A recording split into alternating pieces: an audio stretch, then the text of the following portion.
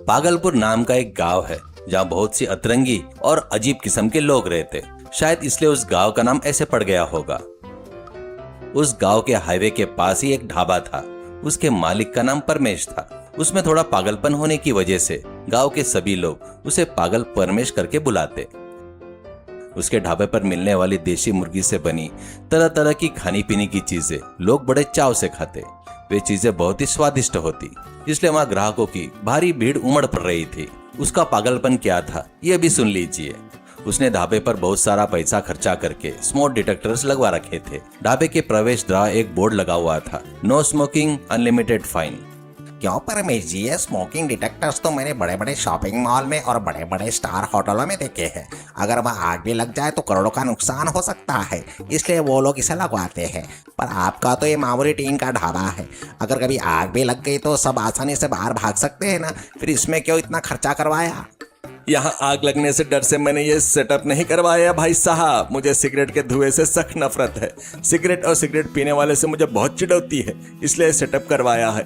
यहाँ अगर किसी ने सिगरेट पी तो स्मोक डिटेक्टर होते हैं, हर तरफ से पानी बरसने लगेगा। ऐसा सेटअप किया है मैंने।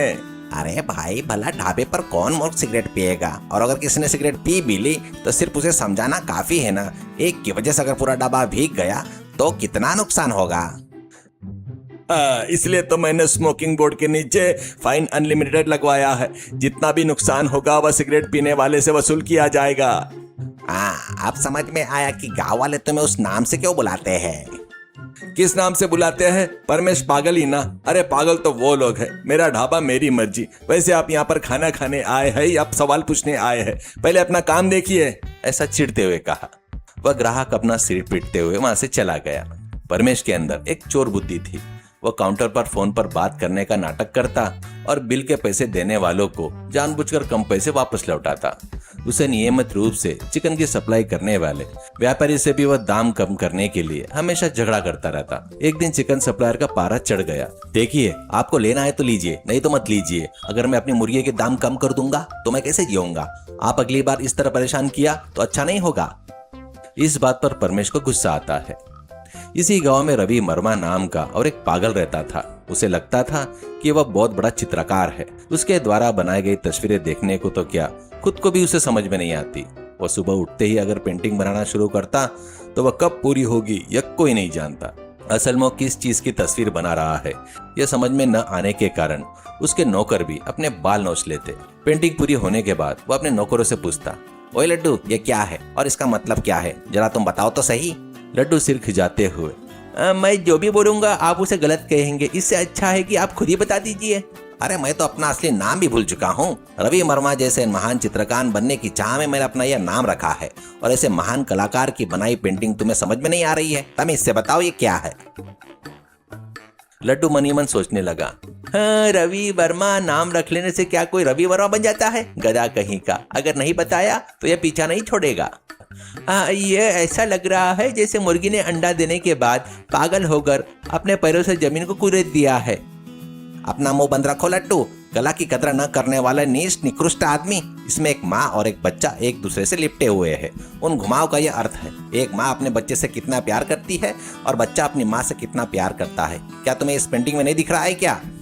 माँ कसम मालिक, मुझे तो ऐसा कुछ नहीं दिख रहा है। मुझे माफ कर दीजिए बाबूजी, आपके हाथ जोड़ता हूँ मैं। चीची, इस घर में किसी को भी कला के प्रति सम्मान नहीं है। अब यहाँ रहने का कोई फायदा नहीं।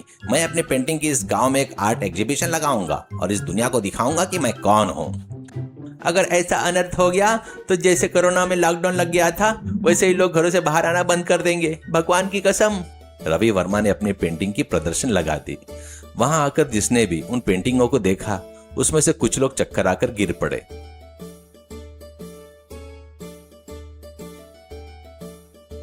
तो कुछ लोग अपनी जान बचाकर भाग खड़े हुए। वहां कुछ लोग का तो मानसिक संतुलन बिगड़ गया। वे अजीबोगरीब डांस करने लगे। झिंका चिका झिंका चिका है, झिंका चिका झिंका है, झुंपाक झुंपाक झुंपाक झुंपाक झुंपाक झुंपाक। एक दिन परमेश के ढाबे के ठीक बगल में एक व्यक्ति ने पोल्ट्री फार्म खोला। फार्म के अंदर सफेद रंग की मुर्गियां घूमते हुए चहल पहल कर रही थी। उस पोल्ट्री फार्म के मालिक का नाम जिगर था। वह परमेश के पास आया। अरे परमेश जी, मुझे पता है कि आप केवल देसी मुर्गी का ही खाना बनाते हैं, फिर भी अगर आप कभी फार्म की मुर्गियों को खाने का सोचे तो मुझे बताइए बाबा, मैं आपको बहुत कम दामों में दे दूंगा। ठीक है, लेकिन मैं देसी मुर्गियों के अलावा कोई और मुर्गी इस्तेमाल नहीं करता। अगर कभी मेरा इरादा बदला तो आपको जरूर बताऊंगा। जिगर के जाने के बाद परमेश के दिमाग में एक लालच ने जन्म लिया। उसने सोचा, वह जो देशी मुर्गी सप्लाई करने वाला है, दाम करने को कहो तो बहुत नखरे दिखाता है। अगर मैं जिगर से कम दामों में फार्म की मुर्गियां खरीद लूं और उन्हें देसी मुर्गी के जैसे बदलकर पकाओ तो बहुत सारे पैसे बचेंगे, तगड़ा मुनाफा होगा। मुझे तुरंत इस काम में लग जाना चाहिए। वह तुरंत रवि वर्मा के घर पर पहुंचा। उस समय रवि वर्मा पेंटिंग बना रहे थे। परमेश को आता देख लड्डू ने मनी मन सोचा, ये पागल जरूर कोई बड़ा प्लान बनाकर हमारे पागल के पास आया है। रवि वर्मा जी नमस्कार। आप कितने महान चित्रकार हैं ये मैं अच्छी तरह जानता हूँ। आप जैसे महान इंसान का इस गांव में जन्म लेना इस गांव का सौभाग्य है। आपसे एक जरूरी काम था, इसलिए आया हूँ। एक कलाकार को इससे ज्यादा और क्या चाहिए? क्या आप मेरी पेंटिंग खरीदने आए हैं? बताइए, आपके लिए डिस्काउंट दे दूंगा। परमेश मनी मन में, तुम मुफ्त में भी दोगे तो मैं नहीं खरीदूंगा, गधे कहीं के। मैं आपकी पेंटिंग खरीद सकूं इतना अमीर नहीं हूँ बाबूजी। आपकी पेंटिंग खरीद कर आपको पैसे भले न दे पाओ, लेकिन आपके पास दूसरे तरीके से पैसे आने का रास्ता दिखाने आया हूँ।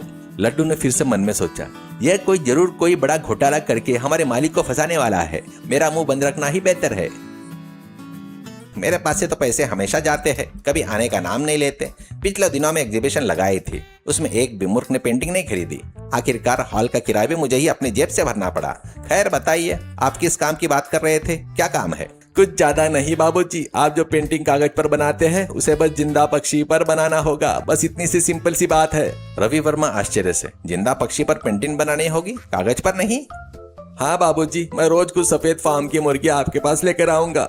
आपको उन पर रंग लगाकर देसी मुर्गी जैसे बनाना होगा। ऐसे काम करने के बदले में आपको हर मुर्गी के हिसाब से पैसे दूंगा। आपका क्या कहना है? उसने संदेह भरी नजरों से देखते हुए पूछा कि वह मानेगा या नहीं। आहा, आपकी सोच कितनी महान है। सच में यह विचार मेरे दिमाग में क्यों नहीं आया? जब उस ब्रह्मा ने फार्म की मुर्गी को बनाया था तो उस ब्रह्मा ने उन्हें देसी मुर्गी में बदल देना चाहा था। इतने महान कार्य के लिए क्या कोई पैसे लेता है? अपचार, घोर अपचार। इसे तो कला माता के प्रति हमारा श्रद्धांजलि समझना चाहिए। आप जितना चाहिए उतनी मुर्गियां ले आइए, उन्हें देसी मुर्गियों में बदलने की जिम्मेदारी मेरी है। लेकिन पेंट का और ब्रश का खर्चा? अरे परमेश जी, क्या बेकार के खर्चे की बात कर रहे हो? वो सब मुझ पर छोड़ दीजिए। मेरे द्वारा बनाए गए जीव जब मेरी आंखों के सामने घूमेंगे तो मेरे लिए वही काफी है। आप जाइए, आप पहले मुर्गियां लेकर आइए। यह देखकर लड्डू मनी मन सोचते हुए हंसने लगा। ये इसे पता ही नहीं वो इसे मक्खन लगा रहा है। मैं चाहे कुछ भी कहूँ ये तो सुनेगा नहीं, मुझे क्या पड़ी है। अगले दिन परमेश जिगर से मुर्गियां खरीदता है। बिना किसी की नजर में आए उन्हें टोकरी में छिपाकर रवि वर्मा के पास पहुंचा देता है। रवि वर्मा उन पर पेंट करके उन्हें देसी मुर्गी जैसा बना देता है।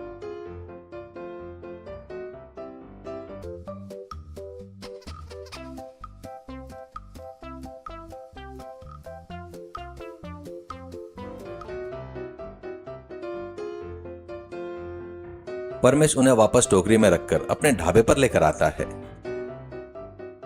वह ढाबे के सामने बने मुर्गियों के बाड़े में उन्हें रखकर उनसे खाना बनाना शुरू कर देता है। वह खाना खाने वाले लोगों को धीरे धीरे स्वाद में बदलाव महसूस होता है। जब लोग इसके बारे में पूछने लगे तो परमेश ने बात बदलते हुए कहा, अरे ऐसा कुछ नहीं है भाई, मैं हमेशा की तरह मुर्गियां लाकर पका रहा हूँ। जो मुझे मुर्गियां बेचता है शायद उन्होंने ही ठीक से दाना नहीं खिलाया होगा, इसलिए स्वाद में बदलाव आ गया। उसे कितनी बार भी समझा, सुनता ही नहीं, चोर कहीं का। ऐसा कहकर सारा दोष सप्लायर पर मर देता है। एक दिन Laddu, Ravi Varma, chicken supplier police को लेकर परमेश के ढाबे के पास पहुंच गए। उन्हें देखकर परमेश घबरा गया। सर देखिए, उस बाड़े में जो मुर्गियां हैं उन पर हमारे मालिक ने रंग लगाकर उन्हें देसी मुर्गी जैसी बदला है। यकीन न हो तो हमारे मालिक से पूछ लीजिए। हाँ सर, उनके ऊपर किए गए हर रंग की मुझे अच्छी तरह पहचान है। देखिए वो कितनी मासूम से असली देसी मुर्गी जैसी लग रही है। सर कम से कम अब तो मेरी कला का कदर कीजिए। देखा सर, हमारे मालिक के सीधेपन का फायदा उठाकर इस दुष्ट ने उन्हें यह गलत काम करवाया है। देसी मुर्गी महंगी मिलती है, इसलिए इसने जिगर के पोल्ट्री फार्म से सस्ती मुर्गियां खरीदकर और हमारे मालिक उन पर रंग लगाकर लोगों को धोखा दे रहा है। ओए लड्डू, ये क्या बकवास कर रहा है? देसी मुर्गी को फार्म की मुर्गियां बोलता है? अकल है या नहीं तुझ में? सर इनकी बातों पर भरोसा मत कीजिए। और ये अक्ल उसमें नहीं, तुम में नहीं है। जब तुमने मुझसे मुर्गियां खरीदना बंद किया था तभी मुझे तुम पर शक हो गया था। जब लोगों ने स्वाद बदलने की बात की थी रे बाबा, तो तुमने सारा दोष मुझ पे मरने की कोशिश कर रहे थे रे बाबा। वो कौन सी मुर्गियां है अभी देख लेते हैं सर, देखो। ऐसा कहकर वो ढाबे में स्मोक डिटेक्टर के पास गया और एक वहां लाइटर जला दिया। लाइटर के जलते ही ऊपर पड़े पाइप से जोरदार पानी की बौछार होने लगी। वो पानी जैसे ही बाड़ी में रखी मुर्गियों पर पड़ा, उनका रंग धुंधला हो गया। सफेद रंग की फार्म की मुर्गियां बाहर आ गई। यह देखकर रवि वर्मा को गुस्सा आया और वो चिल्लाया, अरे ये क्या किया तुमने? मैंने इतनी मेहनत से पेंट किया था और तुमने पानी डाल दिया। क्या तुम में कला का कोई सम्मान नहीं है? कोई कुछ भी करे, मैं इन मुर्गियों पर रंग लगाना बंद नहीं करूंगा। अरे ओ महान कलाकार, तुम कहाँ से अटप के बाबूजी? तुम तो फंसोगे और साथ में मुझे भी जेल भिजवाओगे। यह बहुत सीधा है सर, इसे कुछ मत कीजिए। चलिए हमारी घर चलते हैं। जेल भेजते हैं तो भेजने दो, मैं जेल की दीवारों पर कोयले से पेंटिंग बनाऊंगा। मेरी कला को कोई नहीं रोक सकता। वह जितना चिल्ला रहा था, लड्डू उसे उतनी जबरदस्ती से घसीटते हुए वहां से ले जा रहा था। आखिरकार पुलिस ने परमेश को गिरफ्तार कर लिया और जेल में डाल दिया।